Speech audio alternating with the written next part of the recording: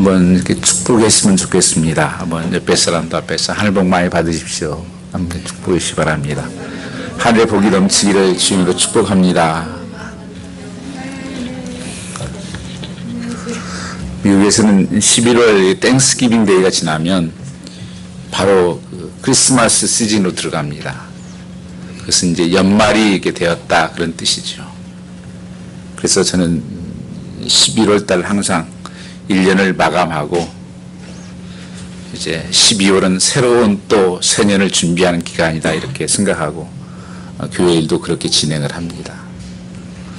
여러분 한 해를 이렇게 마무리하면서 삶을 결산해 본다면 나는 무슨 열매를 맺혔을까 한번 생각해 보았으면 하는 것입니다.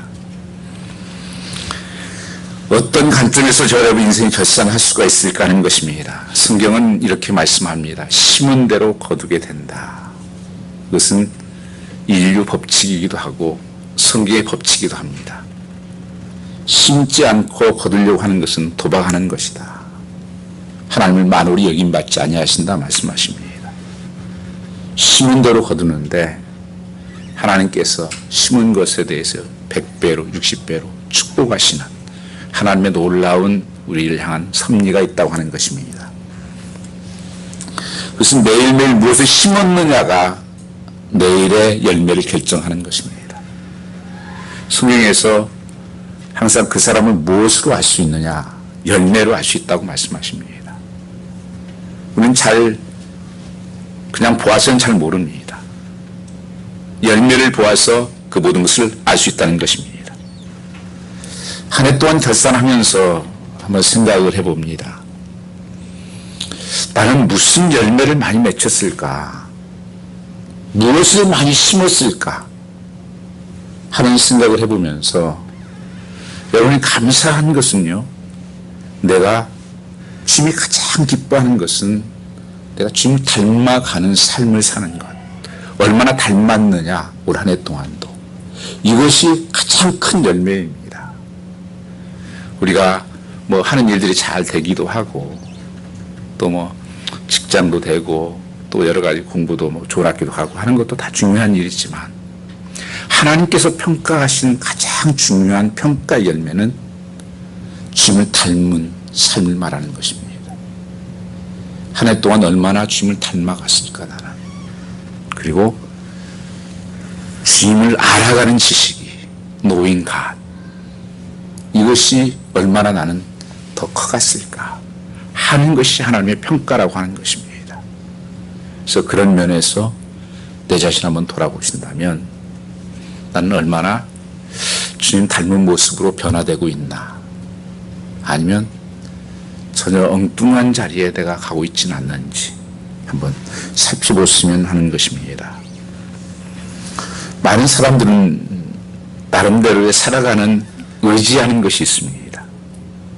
또 살아갈 힘을 추구하고 살아가고 있습니다. 어떤 것이 힘이 될까? 내 삶을 어떤 것이 행복하게 할까?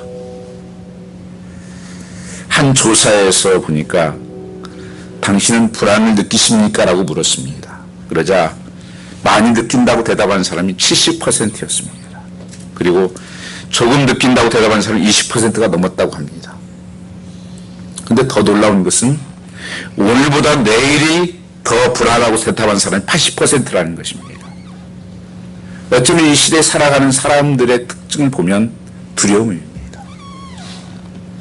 미래에 대한 두려움, 지금 현실과 환경에 대한 두려움, 이런 불확실한 시대에 살아가고 있다고 하는 것입니다. 어제 제가 신문을 이렇게 조금 인터넷으로 이렇게 보다 보니까 그런 기사가 떴어요. 한국의 그 무당들, 역술인들이 100만 명이 넘어섰다. 그냥 깜짝 놀랐습니다.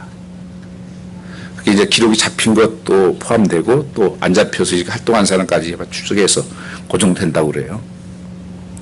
왜 그런가? 취업하는 것들이 힘들고 고령사회에서 일을 할 수 있는 것들이 없고 미래가 불안하고 그러다 보니까 그게 좀 안정성이 있고 그래서 학원까지 생겨서 수강생들이 많이 몰린답니다. 점을 치는 운세가 문화가 살아 불안할수록 이것이 번창하는 것이 특징입니다. 지금 모든 사람들 마음속에 이 불안과 두려움과 염려가 사로잡고 있다는 것입니다. 그리고 젊은이들도 불안하니까 점집에 가서 뭐 기분 좋은 소식, 뭐 좋은 소식 하나 없을까? 그래서 찾아본다는 것입니다. 그만큼 불안이 쉽게 깔려 있는 세대에 우리가 살고 있습니다. 정말 그래요. 이민산도. 저도 제가 82년도에 한국을 나왔습니다. 그러니까 한참 살았죠. 그 이민 삶이 갈수록 참 우리 일생이 특별히 강팍해져가는 강팍한 부족한 가운데 살아가는 것을 많이 보게 됩니다. 마음이 참 아플 때가 많아요. 참 힘든 그 이민 삶을 살아가는 사람을 볼 때 목사님 저도 참 마음이 무거울 때가 많습니다. 근데 갈수록 여러분 이런 불안감이 더 있다고 하는 사실이에요. 그렇다면 이 시대에 우리는 어떻게 살아야 할 것인가? 무슨 힘으로 살아야 할 것인가 하는 것입니다. 오늘 말씀에 26절 말씀을 보시면 보혜사 곧 아버지께서 내 이름으로 보내실 성령 그가 너에게 모든 것을 가르치시고 내가 너에게 말한 모든 것을 생각나게 하시라 이렇게 말씀하고 있습니다. 사람들이 힘을 추구하는데요. 그런데 그 힘이 과연 진짜 의지할 만한 힘인가 하는 것을 생각해 보셔야 됩니다. 완전 돈이 힘이라고 생각을 하고 살아왔습니다. 그거면 되지. 돈. 모든 가치관과 계산과 모든 것이 돈이에요. 그거 있고 없느냐에 따라서 불안하고 두려워하고 하는 겁니다. 어떤 사람 권력의 힘입니다. 어떻게 해서 권력을 하나 잡으려고. 모든 것을 희생해서라도 권력을 잡겠다. 어떤 사람은 지위를 위해서. 어떤 사람은 건강이 힘이다. 어떤 분은 자녀가 힘이다. 어떤 사람은 재미가 힘이다. 어떤 사람은 편리함이 힘이다. 나름대로의 내가 힘이라고 생각하는 것에 투자하고 시간을 쓰고 그게 열정을 가지고 있는 것입니다. 그런데 조금 지나서 보면 내가 믿었던 힘이라고 생각했던 그런 것들이 거품인 때가 너무 많습니다. 안개처럼 거쳐버리는 그것이 결단코 힘이 되지 않았다는 것을 아마 많은 분들은 느낄 것입니다. 무엇이 힘이 됩니까? 결혼할 때는 남편이 힘일 거라 생각했는데 뭐 남편이 힘입니까? 더 자녀를 열심히 키울 때는 자녀가 힘이라고 나름대로 생각하는 분들도 있습니다. 자녀가 힘이 됩니까? 물질이 그렇습니까? 다 날아가는 거예요. 잠깐 가지고 있었을지 모르지만 다 날아가 버리는 것들이에요. 잠깐 머무는 것들이에요. 그것이 우리를 행복하게 하고 우리를 승리케 할 수 있는 길이 아니라고 하는 것입니다. 삼손은 자기 힘을 의지했습니다. 그거 의지하다가 죽었습니다. 망했습니다. 진짜 힘이 아니었기 때문입니다. 헤롯과 빌라도는 자기 권력을 의지했습니다. 권력을 유지하기 위해서 별짓을 다 했습니다. 나중에 비참한 최후를 맞이하게 됩니다. 충에 맞아 죽습니다. 애국 같은 나라는 군사력을 의지했습니다. 오히려 그 군사들 때문에 물에 수장돼서 다 죽었습니다. 우리 주변에 신같이 보이지만 힘이 아닌 것들이 많이 있다는 것입니다. 지식, 때로는 명예, 물질, 자기 능력. 이것을 일찍 깨달았던 사람이 사도 바울입니다. 사도 바울은 가말리알 대학에서 공부를 했습니다. 그 당시에 가장 헬라 유명한 대학입니다. 그 대학에서는 의자 세 사람 뒤에 앉은 사람은 앞에서 세 사람 뒤에 앉은 사람 청강성적으로 취급할 정도였습니다. 거기 출신입니다. 그런 그 당시에 노마 시민권 하나만 가지면 진짜 명예를 다 가진 거였는데 노마 시민권을 가지고 있었습니다. 그는 바리새인 중에 바리새인이었고 서기관 중에 서기관이었습니다. 흠이 없는 자였다. 모든 권력과 명예와 모든 지식과 모든 걸 다 가지고 있는 사람이었습니다. 그리고 얼마나 열심히 살았는지 모릅니다. 예수 하나님 잘 믿는다고 자기가 예수 믿는 사람 잡아주겠다고 땀 뻘뻘 흘리면서 광야 담에서 돌아다니면서 열심히 해서. 그래서 열심히 해도 따라올 수는 없다고 얘기했습니다. 그런 사도 바울이 예수님을 만나고 나서 그런 고백을 합니다. 내가 자랑했던 것들, 그 지식들, 그 명예들, 그 내 직분들, 나는 그 모든 것을 배설물로 여긴다. 의지할 만한 것이 못 됐다고 하는 것입니다. 힘이 되지 않았다는 것입니다. 배설물이 쉬운 말로 하면 죄송합니다. 똥이 똥. 나 똥 자랑하고 살았구나. 나 똥 많아. 내가 예수 만나보니까 정말 예수 똥이었다. 그래서 나는 그것을 배설물로 여기고 나의 자랑은 예수 십자가밖에 없다. 십자가가 능력이었다 하는 고백을 하게 됩니다. 오늘 본문 말씀에도 보면 18절 말씀에 내가 너희를 고와 같이 버려두지 아니하고 너희에게로 오리라 이렇게 말씀하십니다. 예수님께서 지금 마지막 떠나시면서 제자들에게 하신 말씀입니다. 너희에게 고아처럼 버려두지 아니하고 성령님을 보내주시겠다. 참 변함이 없는 세월이 바뀌어도 영원히 바뀌지 않는 힘이 있다고 성경은 말씀하고 있습니다. 그게 성령의 힘이다. 성령의 능력이다. 예수님이 가시면서 고아처럼 보내주지 않고 이 성령을 우리에게 보내주시겠다는 보혜사 성령이라고 16절에는 말씀하고 있습니다. 보혜사를 너에게 주사 영원토록 너희와 함께 있게 하려 하심이라. 영원토록 함께 계시는 내가 어떤 상황에서도.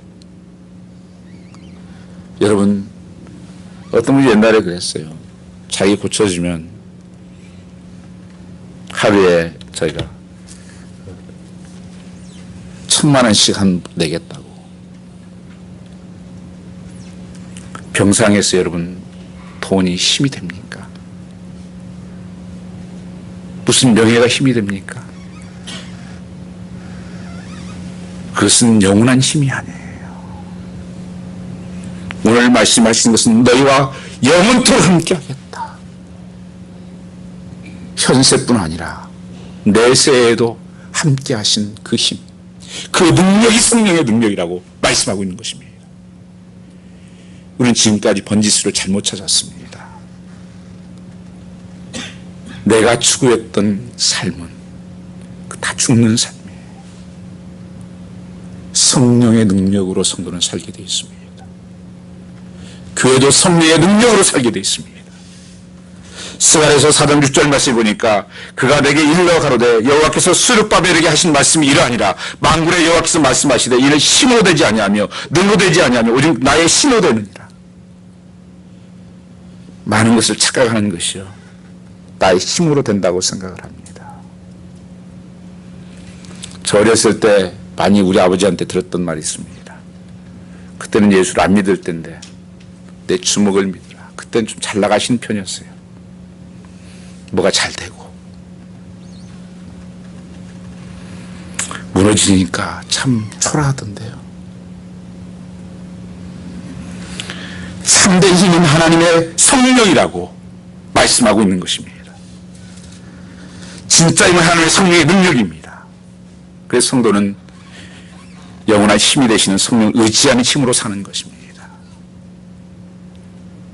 이 삶이 승리하는 삶이에요. 하나님의 교회는 진짜 힘은 성령을 의지하는 곳이 되어야 됩니다.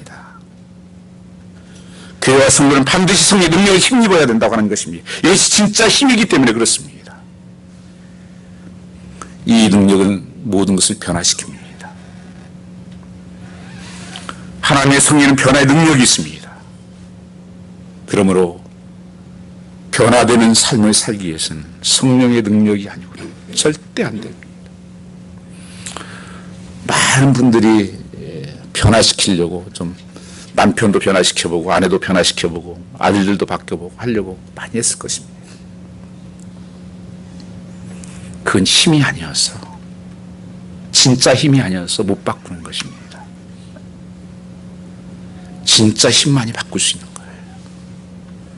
에레미야 23장 29절 말씀에 보니까 나 여호와가 말하노라 내 말이 불같지 아니하냐 반석을 쳐서 부러뜨리는 방망이 같지 아니하냐 아무리 강한 자와 고집이 있다고 할지라도 하나님의 성령의 능력이 임하게 되면 부서뜨리는 방망이 같이 박살이 난다는 것입니다. 성령만이 참된 힘이기 때문에 그렇습니다. 내주하시는 하나님, 그 성령의 능력. 오늘 26절에 그 성령은 이렇게 말씀하십니다. 보혜사 성령님이다.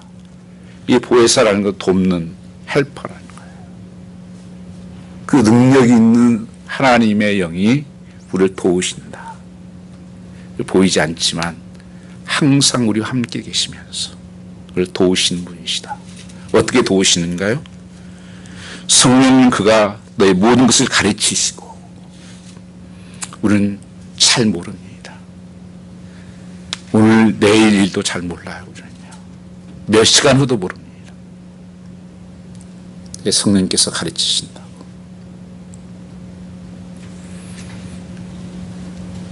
그뿐 아니라 또 말씀하신 걸 생각나게 하신다. 성령께서 그때그때마다 하나님 말씀으로 나를 인도할 뿐 아니라 생각나게 하시고 그래서 내 삶을 인도하시고 내 삶을 역사하신다는 거예요. 우리는 정말 앞에 일을 모릅니다. 제가 전에 신학교를 다닐 때 필라델피아 이제 시를 가면 새벽에 떠납니다. 주일날 새벽에. 그때 이제 금요일로 올라오는데 새벽에 아침 8시에 수업이 있어요. 히브리 그리기. 그러니까 새벽 예배 끝나자마자 이제 가는 거예요. 근데 겨울이면 눈이 올 때가 참 많고 그리고 이게 가던 길에 로컬로 가다 보면 그때 당시는 길이 하나밖에 없는 거예요. 근데 그게 한 40분을 가야 됩니다. 산골 들어가려면. 그러니까 막 부지런히 막 달려가서 시간 맞춰 가겠다 그러는데 앞에 추럭 같은 데가 하나가 천천히 가는 거예요. 이건 앞에 갈 수도 없고 뒤에 그냥 쫓아가 속은 막 올라오고 그때가 느낍니다. 내가 아무리 계획 세워도 내 뜻대로 안 되는구나 이게. 여러분 내 힘으로 안 돼요. 하나님의 능력으로만 되는 것입니다. 성령만이 참된 힘이기 때문에 그런 것입니다. 하나님께서는 우리를 말씀으로 생각나게 하시고 또 승리케 하십니다. 성령의 역사는요 대개 우리를 돕는 우리가 이렇게 천사가 있죠. 히브리서 말씀에 보면 우리 한 사람 안에서 돕는 사람이 있다는 게 천사예요. 그래서 성령이 항상 우리 안에 내주 안에 계세요. 성령께서는 깨닫게 하시는 영이에요. 되게 생각나게 하시고 말씀으로 인도하시고 예를 들면 내가 자동차를 타고 가다가도 위험해 내려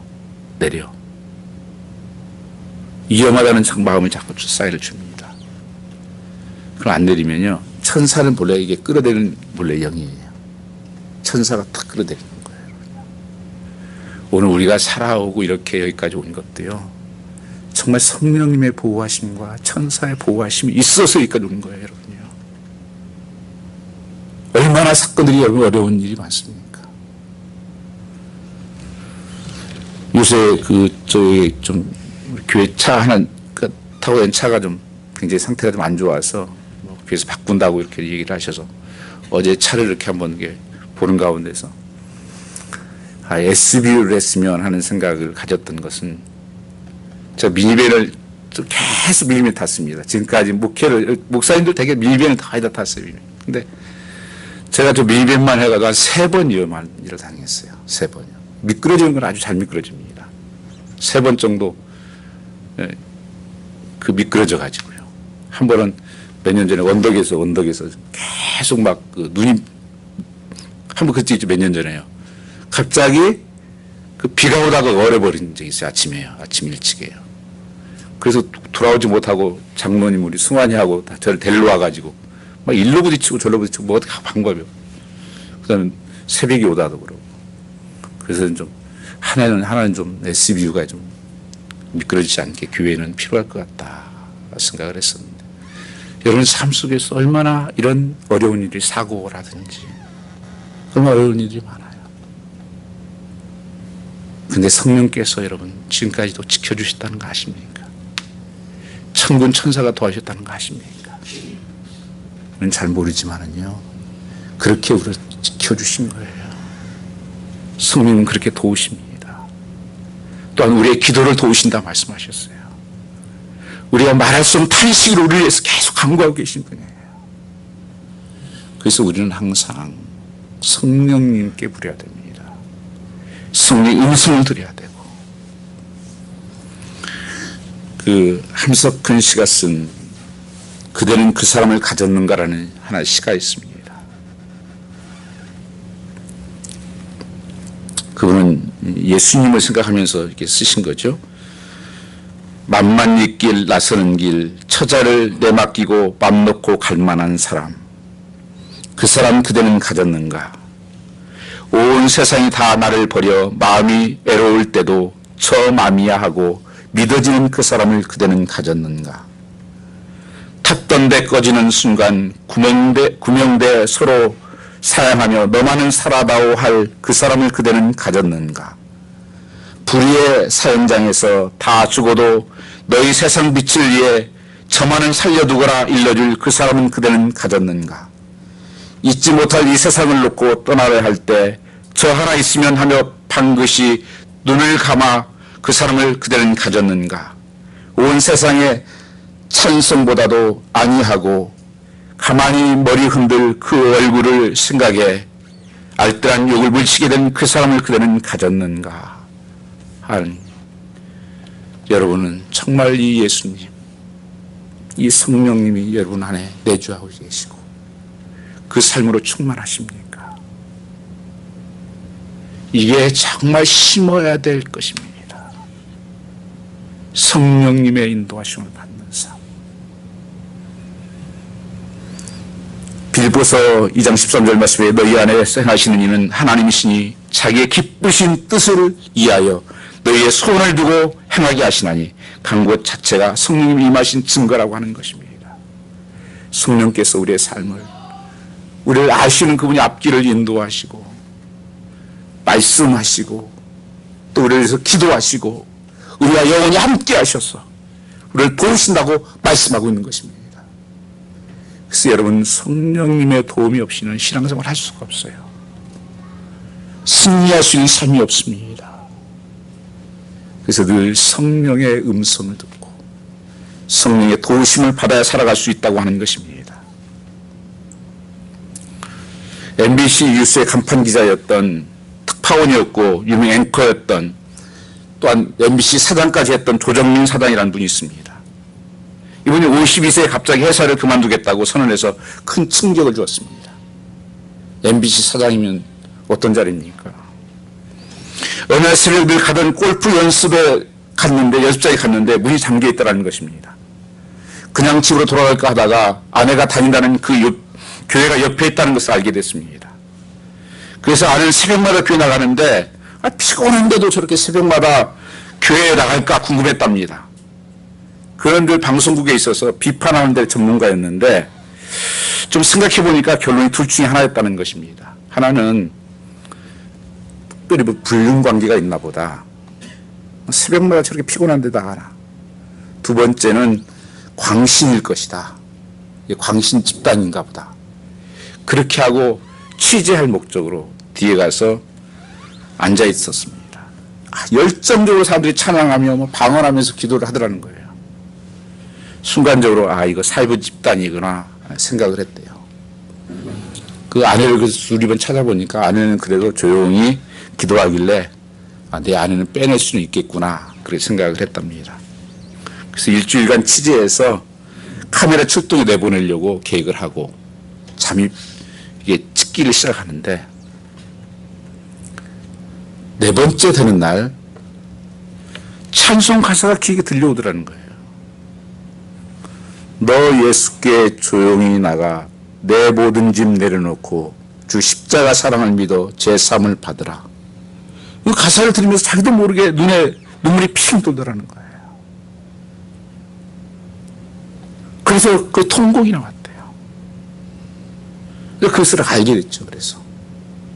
그래서 아내가 알고 그 목사님을 이제 초청해서 조정미 씨에게 예배드리는데 무릎을 꿇으라고 해요. 기도를 해주었는데 그날 무릎을 꿇는데 너무 이상하더랍니다. 평생 자신의 주장과 고집으로 살았었는데 자신이 예수님께 항복선을 하는 것처럼 여겨지더라는 것입니다. 그런 아내의 주변 사람들이 십수년 동안 자신을 위해서 기도했다는 것을 알게 되었다는 것입니다. 아내는 매일 술 마신 뒤 의식불명 상태로 끼간 남편의 양발을 벗기면서 울면서 기도했다고 합니다. 제발 이 발이 술집에 가지 않고 예배당으로 향하게 해주세요. 오랫동안 그 아내와 그 주위에 있는 많은 사람들이 그분을 조정민 씨를 위해서 기도했다는 거예요. 그러나 그동안 자신이 자랑스럽게 생각하며 살아왔던 것이 부끄럽게 느껴지기 시작했다는 것입니다.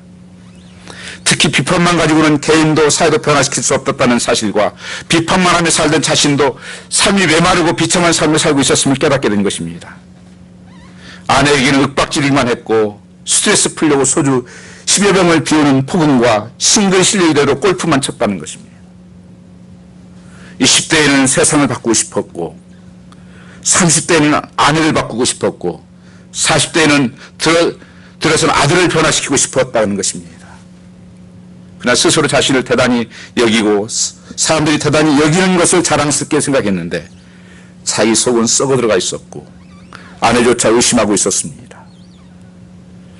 하나님이 고난 다음에 아내와 관계가 회복되었고 아들들과 관계가 회복되니 가정이 회복되고 50년 동안 1시간씩 새벽에 불공을 드리던 어머님이 교회로 인도하게 되고 저희가 근무하던 방송국에서 수십 명을 전도하고 간증을 합니다. 그다 사표를 내고 보스턴에 와서 고든 코넬 신학교에서 신학을 하게 됩니다. 그분이 지난 시절은 열정을 가지고 뉴스를 전했지만 대부분 나쁜 소식을 뺀 뉴스였는데 이제는 좋은 소식, 큰 뉴스를 전하며 나의 삶을 살겠다고 결단했기 때문입니다. 지금 목사가 되어서 한국에서 베이직 교회라고 하는 교회를 섬기고 계신 분인 것입니다. 성령은 우리 마음에 임하십니다. 어떤 사람도 성령의 역사가 앞에 변화가 일어납니다. 교회 그것이 능력이고 소망입니다. 예수를 만나기만 합니다. 요한복음 14장 16절 말씀을 보면 다른 보혜사를 너에게 주사 영원토록 너희와 함께 있게 하시리라. 하나님이 항상 나와 함께 한다니 얼마나 힘이 됩니까? 그래서 사도 바울은 나중에 내가 약한 것이 힘이라고 강조를 했습니다. 약할 때 강함이라. 하나님 나와 함께 하시기 때문에 내가 힘을 주면 줄수록 하나님의 역사가 아니라는 거예요. 나를 내려놓고 내가 힘을 뺄수록 성령의 역사가 임한다고 하는 것입니다.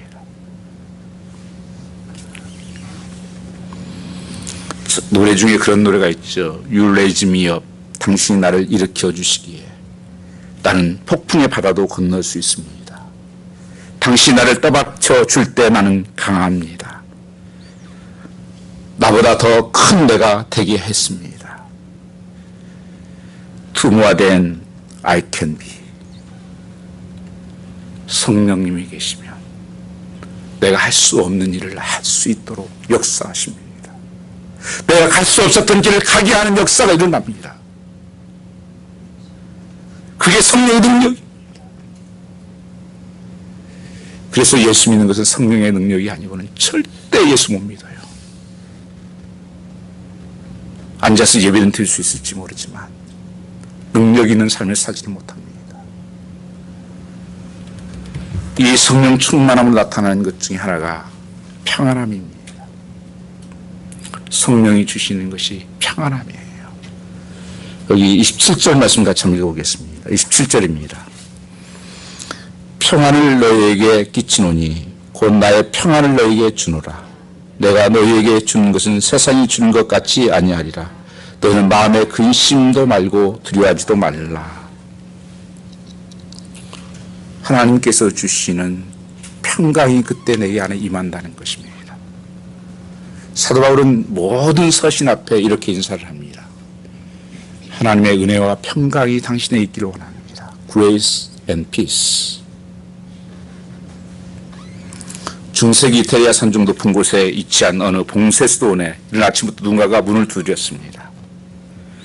사제가 나가보니 무척 피곤해 지쳐 보인 중년의 사내가 이미 밤새 올라와가지고 거기 문을 열어주기를 기다리고 있었습니다. 누구를 찾아오셨습니까? 그때 이렇게 말하면, 예, 저는 평안을 찾아왔습니다. 바로 그 사람이 유명한 신곡의 저자인 단테입니다. 그가 20대에 사랑의 실패를 경험하고 30대에 자기 고향 피란체에서 정치에 입문했다가 소용돌이 속에서 고향에서 쫓겨납니다. 그래서 40대에 갈 데 없는 영혼의 방랑자가 된 것입니다. 그 수도원을 찾았을 때는 그의 삶의 모든 것이 다 피폐하고 지쳐서 소망이 없었습니다. 그 평강은 어디에 있나? 그 수도원에서 새롭게 성경을 읽기 시작합니다. 그 예수님을 자신의 구주와 주님을 받아들이게 되는 것입니다. 그리고 나이가 43세 때 붓을 들고 13년간 걸쳐 쓴 책이 바로 신곡입니다. 그 책입니다. 그는 이렇게 결론을 맺습니다. 더 이상 인생은 비극이 아니라 위대한 희극, 기쁨과 평강인 것을 알았기 때문이다. 그리고 나는 행복하다. 나는 자유하다. 나는 참으로 완벽하게 고요한 행활을 맛보고 있다. 그것은 영원한 평화의 시작이었다.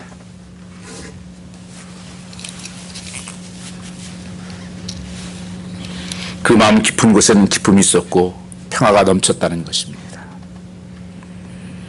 내 인생의 한 중간을 눈을 떠서 보니 나는 바른 길을 벗어나 어두운 숲속에 내가 있었던 것을 알았다. 여러분은 어디에 있습니까? 어디로 가고 있으시나요? 주님을 찾아 주님 안에 거하는 삶으로 오늘 단테처럼 마음의 평화를 구하고 계신 분들이 계십니까? 주님께서 주시는 평안을 내게 치노니 내가 주는 평안은 세상에 주는 것과 다르다. 두려움도 없고 염려가 없는 삶이다. 이 세상 사람들은 다 여기에 사로잡혀 삽니다. 염려와 두려움. 그래서 삶이 짜증이 나고 신경질이 나고 그래서 싸우고 삶을 망가지고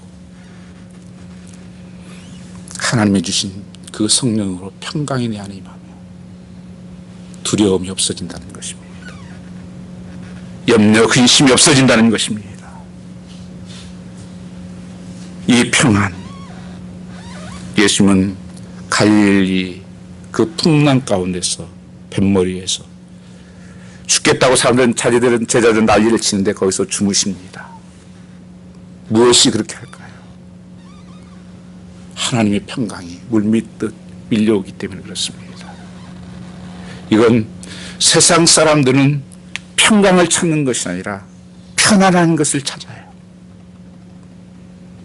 편안한 것이 뭔가를 찾아 그것이 행복할 거라 생각을 합니다. 지금도 수없이 편안한 것들이 우리를 요구합니다. 요새 뭐 핸드폰들 이렇게 늘 새로 나오지 않습니까? 저는 핸드폰을 만들지는 않았지만 TV 뭐 비디오 이런 것들을 만드는 개발실에 있었습니다. 그거 수백 명, 수백 박사들이 모여가지고 밤새면서 그거 연구해서 만드는 거예요. 조금 뭐 바꾸려고, 새로운 거 만들려고, 편하게 좀 만들려고. 그걸 또 이렇게 사는 거죠. 그게 행복할 거라. 그래서 사람들은 어떤 밤을 새면서 그거 사는 거예요. 아, 저거 가지면 행복할 거야. 편리할 거야. 큰 집에 가시면, 큰 것을 내가 타고 다니면 행복할 거야. 목적도 없고 방향도 없고 그저 막연히 편안함이 주는 행복을 찾아 다니는 것입니다. 네, 여러분, 그것은 잠깐의 평안이에요. 여러분, 집을 사서 10년 한번 가지고 있어 보시죠. 그 정도면 다 작다고 그러는데 또요. 화장실 하나 있으면 2개 있어야 된다고 그러고. 절대 여러분 편리한 것이 평안을 주지 못합니다. 사람들은 기쁨보다는 재미있는 것을 찾아다닙니다. 뭐가 재밌냐? 재밌는 거 없냐? 그것이 행복을 줄 거라고 생각을 합니다. 인생의 만족을 줄 거라고 생각을 합니다.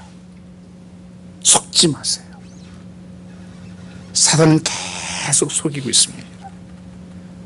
이거 가져봐. 이것만 드셔봐. 이것만 먹어봐. 이것만 가져봐. 처음에도 아담과 하와를 속일 때도 그렇게 속였어요. 야, 보암직스럽네. 먹음직스럽네. 탐스럽네. 지혜스럽게 할 것 같네. 먹어봐야. 이거 먹으면 눈이 밝아져. 너 하나님같이 될 거야. 네가 다 분별할 수 있어. 지금도 그렇게 사단은 속입니다. 저는 편리하다는 것이 재미있는 삶이 나쁘다는 것은 아닙니다. 예를 들면 황영조 씨 옛날 그 올림픽 할 때 제가 그때 듣기로는 신발이 3억이라고 그래요. 3억. 나이키에서 스페셜 만들어서 3억짜리 신발. 저는 비싸다고 생각지 않습니다. 그 사람이 올림픽 선수로 가서 우승하고 거기에 뛰는데 그거 투자하는 거죠. 그건. 그 목적이 있는 분명한 거죠. 집도 마찬가지입니다. 정말 여러 사람들 섬기고 함께 나누고 그렇게 하기 위해서 얼마나 좋습니까? 그냥 단순히 나만을 위한 목적도 없이 그렇게 하는 것이 문제라는 것입니다.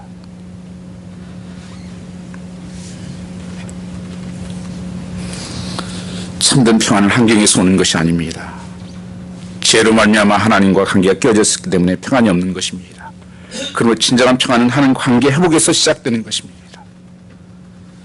오늘 말씀에 보면 예수께서 주시는 평안은 세상이 주는 평안과 다르다.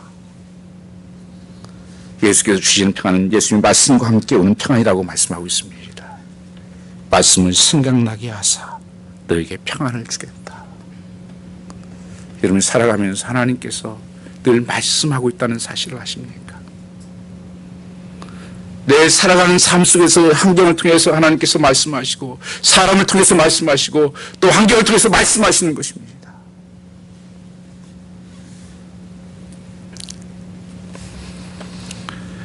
예수께서 주시는 평안은 예수님과 함께 말씀으로 오는데 세상이 주는 평안보다 우리는 더 놀라운 축복으로 채워주시는 이 평안함, 마음속 깊은 곳에서 울려지는 그 평안함,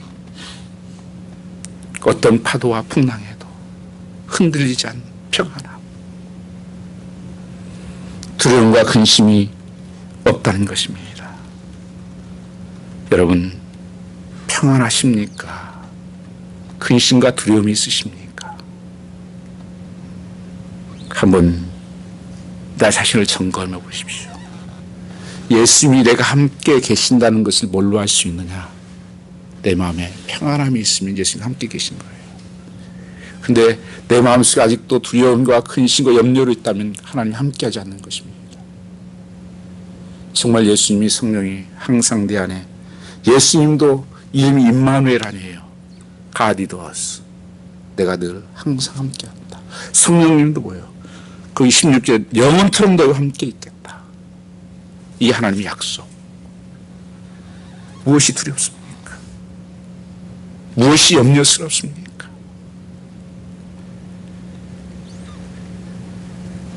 주님께서는 너희 모든 염려를 주께 맡겨버리라 그렇게 말씀하십니다. 아무것도 염려하지 말고 모든 일에 기도와 간구로 너희 구할 것을 감사함으로 하나님께 아뢰라. 그리하면 평강의 하나님께서 너희 마음과 생각을 지켜주시리라. 절대 내가 못 만들어요. 내가 못 지켜요. 보혜사 성령께서 오셔서 우리를 평강의 강으로 인도하신다고 말씀하십니다. 여러분, 예수 믿고 살 때도 때로는 내 마음속에 두려움이 몰려올 때가 있어요. 그때 속지 말아야 합니다. 사단은 계속 속이기 때문에 그래요.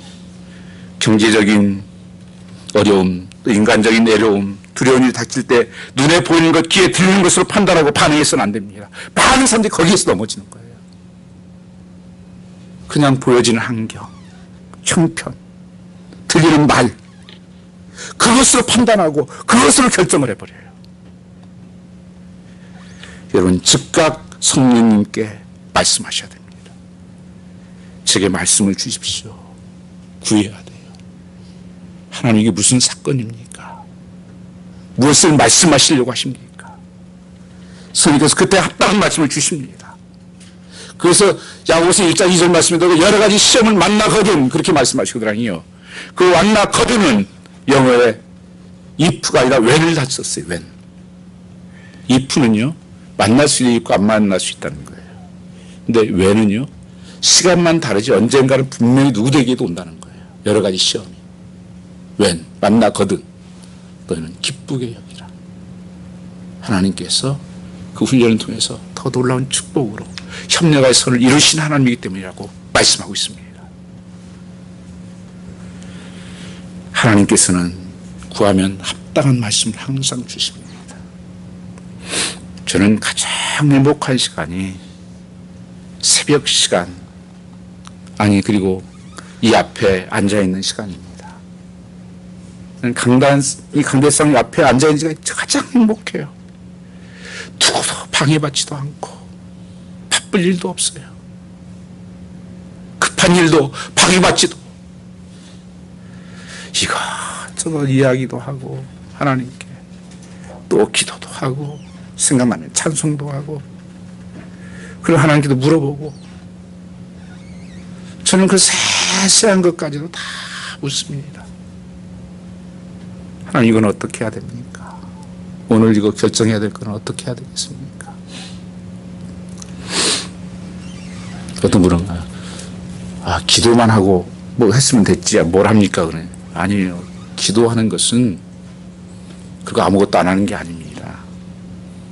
그 제가 카톡에 원종수 씨 있잖아요. 그 암닥터, 그분 간증을 제가 2편 올려드렸는데 한번 꼭 들어보시기 바랍니다. 거기에 보면 그런 내용이 나와요. 이분이 학교에서 대전고등학교 453등인가 뭐 그렇게 했었는데 갑자기 하나님의 은사를 주셔가지고 이렇게 이 책을 읽으면 그 책 내용이 시험 볼 때 이렇게 지나가는 거예요. 그래서 갑자기 5등이 됐어요. 갑자기 5등이. 그래서 서울대학교 이제 의대 들어가서 졸업도 수석으로 하고 의사고시도 수석으로 됐어요. 그분이. 그러니까 읽으면 이렇게 책장이 넘겨요. 그래서 항상 산수, 수학은 30점. 넘어가긴 하는데 문제 답이 없으니까 그거는 풀어야 되니까 그거 항상 30점. 대학교도 30점이에요. 그거는. 대학교도 30점. 그것 때문에 항상 이게 밀렸대. 근데 그분이 그런 얘기를 해요. 거기서. 뭐냐면 아무리 하나님 은사를 주시고 하나님 함께 하셔도 내가 해야 될 일을 해야 하나님께서 보여주셨지 제가 책을 읽지도 않고 하면 저한테 안 보이더라는 거예요. 그래서 항상 2번 이상을 읽었대요. 그게 쉬운 일 아니래요. 교과서에 꼭 2번 이상을 항상 읽었대요. 그럼 읽기 전에 항상 기도하고 성경 말씀 먼저 보고 그리고 기도하고 그러면 이렇게 진짜 다 보이는데 모든 책들이 다 보면 지금 미국의 유명한 암닥터가 돼가지고 있죠. 빈손으로 왔었다고 그러더라고요. 이게 무슨 얘기냐면 내가 기도하고 내가 다른 일 최선을 해서 내가 주어진 일을 해야 되는 거예요. 그때 하나님 역사하는 것이지 기도하고는 아무것도 안 하고 나 기도했어요. 그거 아니에요. 그게요. 기도한 대로 움직여야 돼요. 기도한 대로 내가 노력도 하고 그러나 그것이 내 힘으로 아니고 하나님께서 지혜를 주신 것으로 하나님의 은혜로 해야 된다고 하는 것입니다. 여러분은 이제 마음속에 두려움과 근심이 있다면 예수님 말씀으로 점검해야 합니다. 디모데후서 1장 17절 말씀에 보면 하나님 우리에게 주신 것은 두려워하는 마음이 아니요 오직 능력과 사랑과 절제하는 마음이니 예수님 우리가 어떤 두려움과 근심 속에서 능히 일어날 수 있도록 성령께서 계속 우리에게 말씀하고 계시다고 하는 것입니다. 성도는 절대 두려움 가지고 살면 안 돼요. 염려 가지고 살며. 마태복음 6장 말씀에도 너희가 왜 염려하냐? 공중의 새를 봐라. 들에 핀 꽃을 봐라. 하물며 너희일까 보냐? 믿음이 적은 자들아. 그렇게 말씀하시잖아요. 너희는 먼저 그 나라와 그를 구하라. Seeking first the kingdom of God.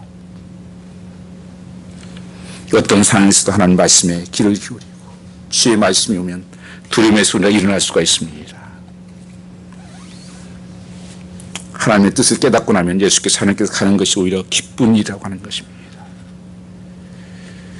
여러분, 이렇게 하나님께서 인도하는 삶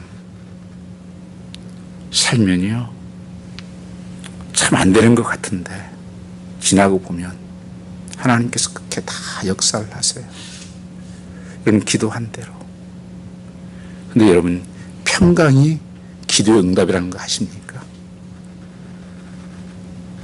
내 마음속에 불안과 두려움이 있으면 응답이 아니에요. 그게 하나님이 함께하지 않기 때문인 거예요. 그래서 아무것도 염려하지 말고 모든 일에 기도와 간구하면 평강의 마음이 지켜주신다 그러시는 거잖아요. 여러분이 어떤 순간이 와도 문제가 닥쳐든지 마음에 두려움과 근심이 있을 때 즉각 이것을 속이는 것이 아닌가 물으셔야 됩니다. 성령 이제 내가 어떻게 판단하며 제가 어떻게 마음을 가져야 하는지 말씀해 주십시오. 성령께서 말씀 붙잡으면 어떤 시험도 이길 수 있다는 것입니다. 성령이 내게 임해서 충만하면 사랑이 힘이 됩니다. 오늘 본문 말씀에 보시면 그렇게 말씀하고 있습니다. 사랑이 우리 속에 있어야 된다.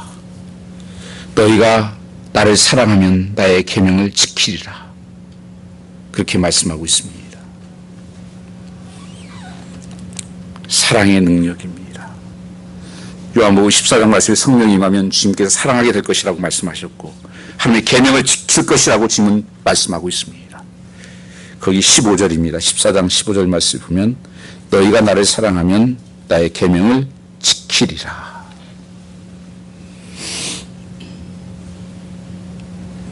요한복음 14장 21절 말씀은 나의 계명을 지키는 자라야 나를 사랑하는 자니 나를 사랑하는 자는 내 아버지께서 사랑을 받을 것이요 나도 그를 사랑하여 그에게 날 나타내리라. 21절에도 나의 계명을 지키는 자가 나를 사랑하는 자다. 그러면 교회가 내가 지금 주님을 사랑하는지 어떻게 알 수 있는가? 하나님의 계명을 주신 계명을 지키는가 하는 것으로 알 수 있다는 것입니다. 누가 주님을 사랑하는 자입니까?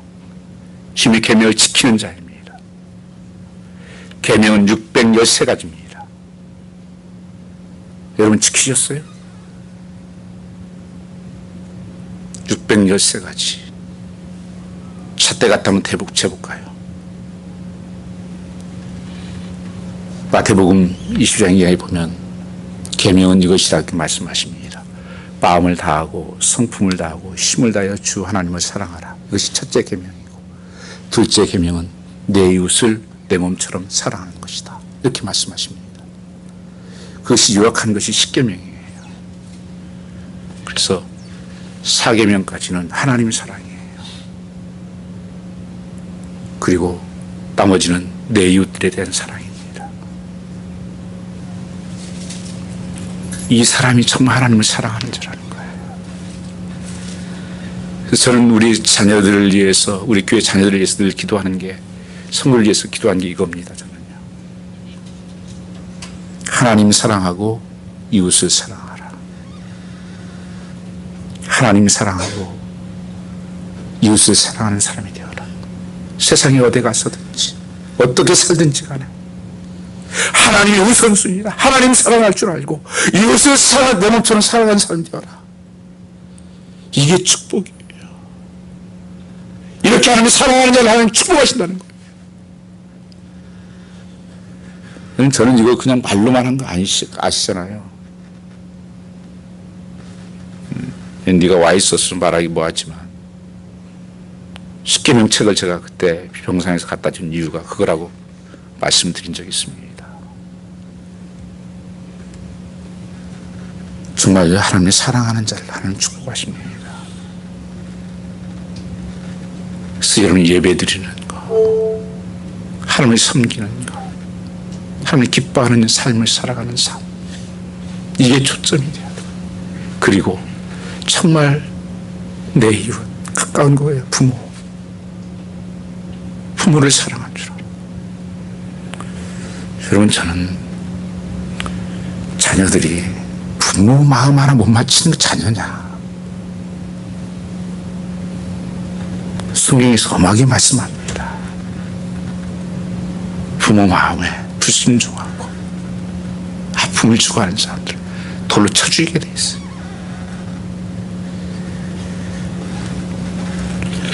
정말 하나님께서 내 몸처럼 첫 번째 하나님 다음에 나온 게 부모 사랑이잖아요. 부모를 공경하고 사랑하는 거.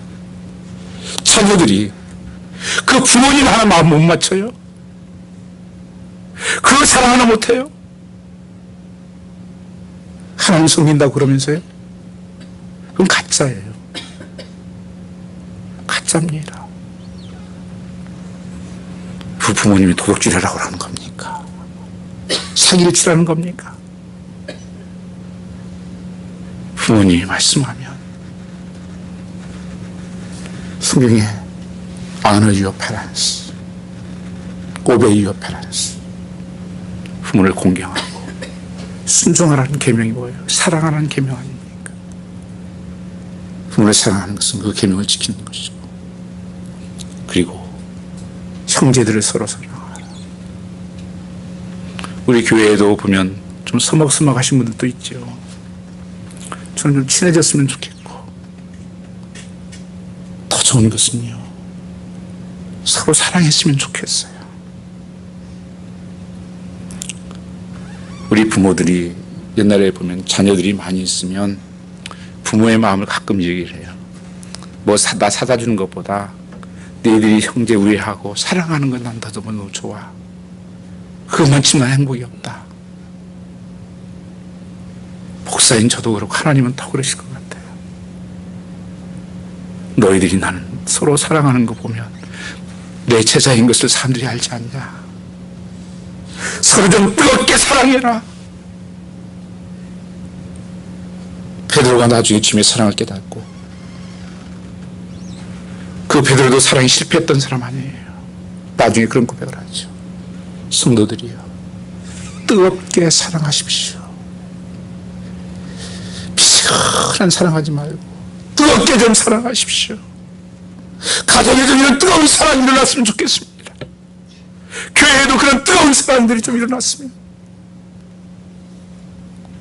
다 사랑이 없어서 하나님께서 사랑이 없는 곳에 촛대로 옮긴다고 말씀하십니다.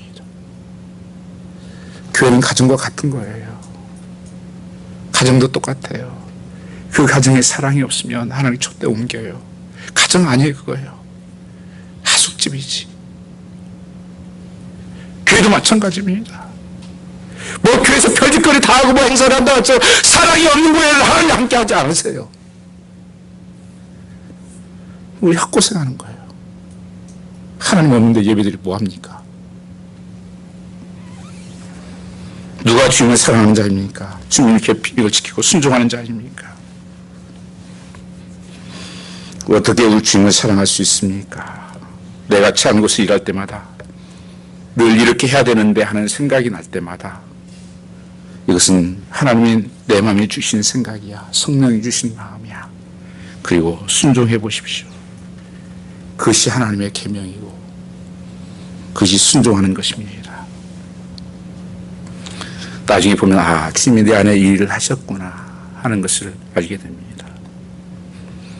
혹시 여러분 사랑을 잃어버리진 않았습니까? 어느 순간 내 말이 거칠어지고 사람들의 불평 원망이 많아지고 예의가 없어지고 얼굴에 웃음이 사라지고 있다면 처음 사랑을 잃은 것입니다.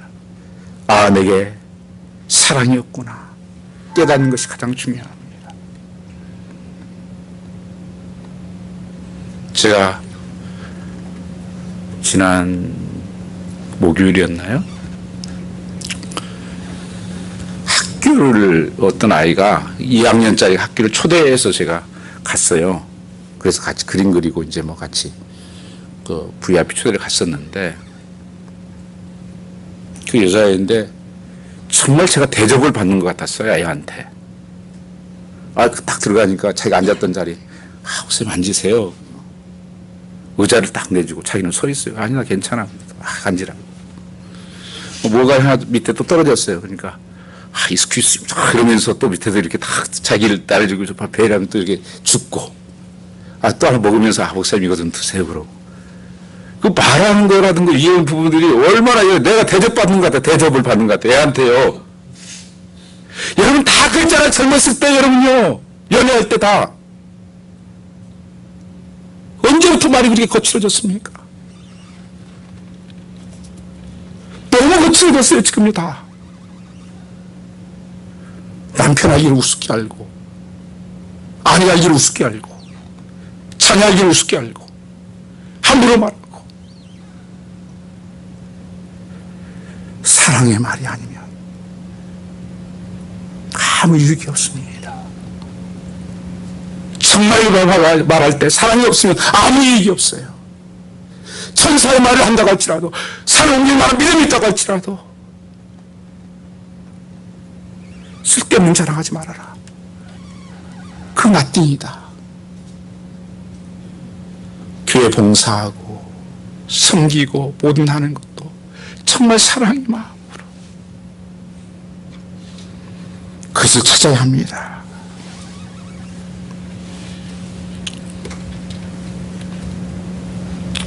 여러분 성도들 섭섭함과 은알 품고 있는 일은 없습니까? 남의 죄를 보고 비판했던 일은 없습니까? 몇몇 사람들과만 당을 치는 일은 하지 않았습니까? 불평 불만을 퍼뜨렸던 일은 없습니까?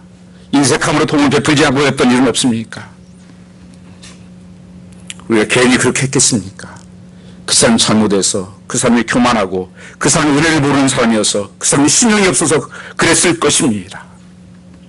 그러나 솔직히 말하면 저를 보니까 여전히 죽지 않은 옛사람이 쥐노릇한 사람이라는 것을 알게 됐습니다. 내가 죽지 않아서 그런 것이다. 우리가 예수님을 인하여 거듭난 참 자로 살면 사랑하지 못할 사람이 어디 있습니까? 그 사람은 나는 날마다 죽고 나는 죄인 중에 괴수다. 자기가 죄인 중에 괴수인데 뭘 얘기합니까? 성도 여러분, 예수님을 사랑하며 사는 삶으로 초대하셨습니다. 사랑만 하면 살게 해주십시오.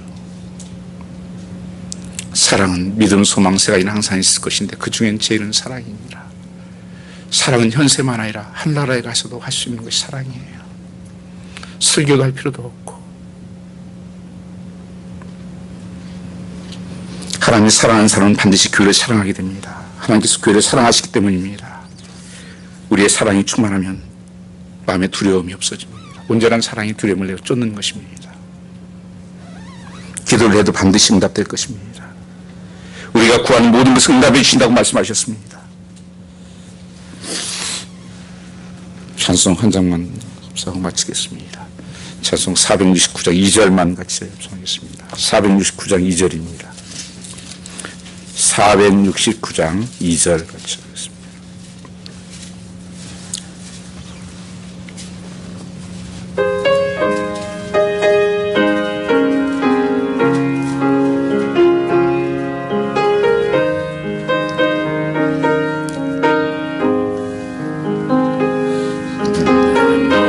마음속에 솟아나니 평안은 깊이 묻힌 모배로다. 나의 보화를 캐내어 가져갈 자 그는 의랴 한심일세.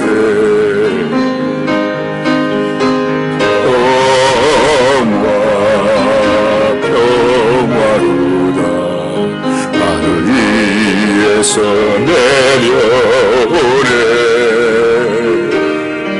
그 사랑의 물결이 영원토록 내 영혼을